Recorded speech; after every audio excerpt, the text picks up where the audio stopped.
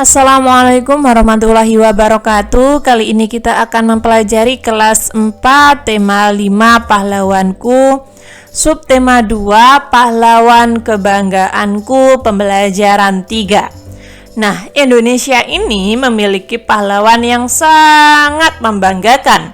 Mereka berjuang untuk membantu orang lain. Kamu sudah belajar tentang memar. Sekarang kamu akan belajar tentang cedera luka dan lepuh.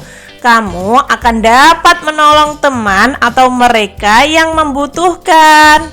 Nah, apa yang harus kita lakukan ketika ada teman yang luka karena jatuh saat bermain?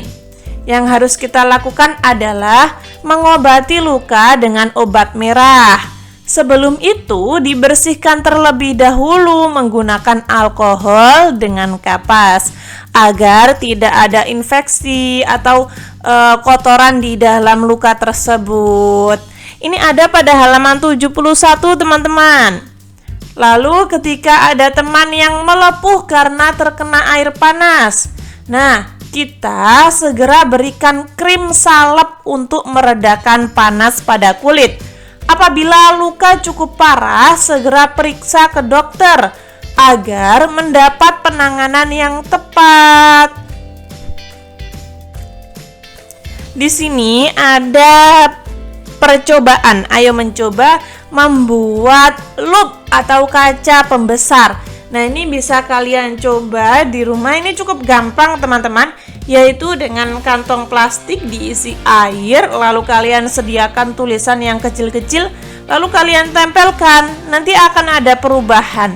Apa perubahannya? Nah, apa perbedaan antara tulisan asli dengan tulisan yang terlihat di plastik? Tulisan yang terlihat melalui plastik yang berisi air tampak lebih besar daripada tulisan aslinya. Mengapa perbedaan itu bisa terjadi? Karena plastik yang diisi air digunakan untuk melihat huruf, maka huruf tampak menjadi lebih besar. Apa kesimpulan dari percobaan? Hal ini terjadi karena terjadi pembiasan cahaya yang disebabkan oleh adanya media air. Nah, kurang lebih seperti itu, teman-teman. Ini ada pada halaman 72.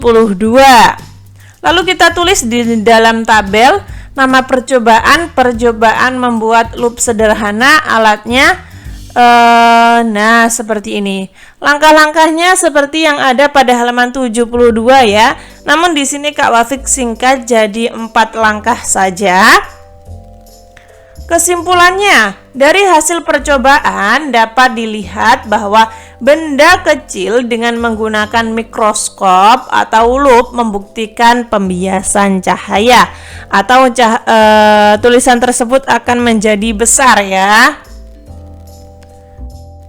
Kamu sudah belajar tentang Sultan Hasanuddin dan nilai-nilai kepahlawanannya. Kamu sekarang akan belajar nilai-nilai kepahlawanan Sultan Mataram, yaitu Sultan Agung. Sultan Agung memiliki peninggalan dalam bidang budaya, yaitu seni dan kalender Jawa. Peninggalan beliau itu mewarnai budaya masyarakat Jawa loh, teman-teman. Nah, di sini ada bacaan tentang Sultan Agung, Sultan Besar. Sultan Agung adalah salah satu raja terkenal yang hidup pada masa Islam. Beliau adalah Raja Mataram. Sultan Agung memerintah antara tahun 1613 sampai 1645. Di bawah kepemimpinan Mataram, berkembang menjadi kerajaan terbesar di Jawa dan Nusantara pada saat itu. Selain dikenal gigih melawan Belanda, Sultan Agung juga diketahui sebagai budayawan. Sultan Agung memberi perhatian besar pada kebudayaan Mataram. Beliau memadukan kalender Hijriyah yang dipakai di pesisir utara dengan kalender Saka yang masih dipakai di pedalaman. Sultan Agung juga dikenal sebagai penulis naskah sastra gending. Sultan Agung menetapkan bahasa Bagongan sebagai bahasa yang harus digunakan oleh bangsawan dan pejabat di lingkungan keraton untuk menghilangkan kesenjangan. Ini adalah cerita tentang Sultan Agung, Sultan Besar. Lalu di sini ada pertanyaan, apa yang sudah kalian ketahui dan apa yang ingin kalian ketahui lebih lanjut. Saya sudah mengetahui bahwa Sultan Agung adalah raja kerajaan Islam Mataram. Sultan Agung memerintah dari tahun 1613 sampai 1645. Yang ingin saya ketahui lebih lanjut adalah kumpulan jasa-jasa dari Sultan Agung. Saya ingin mengetahui lebih detail apa saja jasa-jasanya. Nah, seperti itu. Ini ada pada halaman 74 ya. Nah, kesimpulan tadi kita sudah belajar apa saja. Yang pertama, ciri-ciri cedera luka dan lepuh serta penanggulangannya.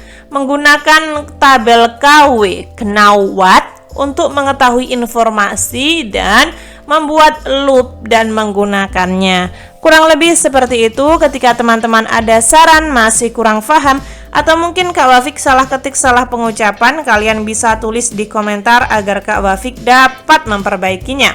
Semoga bermanfaat. Wassalamualaikum warahmatullahi wabarakatuh.